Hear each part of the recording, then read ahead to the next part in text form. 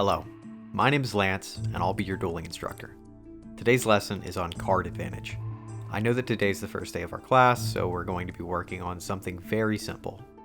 Card advantage is the simplest expression of advantage in a card game. It is the amount of cards you possess compared to the amount of cards your opponent possesses. An example would be if player A had one card in hand while player B has two cards in hand. Player B has a card or a hand advantage of 1. One of the easiest signifiers of a good card is how much advantage a card can generate by itself. In Yu-Gi-Oh, every card that is played is basically lost unless it replaces itself. That's why cards like Pot of Greed are so universally powerful. If we were to reference that same example where player B has a card advantage of 1 and say that the one card in player A's hand is Pot of Greed, all that player A has to do is activate Pot of Greed, draw 2 cards, and then the amount of advantage between the two would become equal.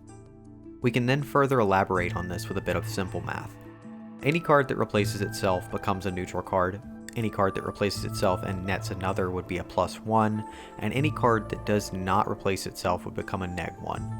One of the first ways that you can grow as a player is by paying attention to the amount of cards in your deck that would allow you to replace themselves or net some additional resources. This is going to wrap up the introductory lesson. Your homework for today is going to be sorting through your decks and separating the cards by those that go neutral, neg, and plus. I want you to think about these cards and why you run them when it comes to testing. That's going to be everything for today. Now get out there and duel.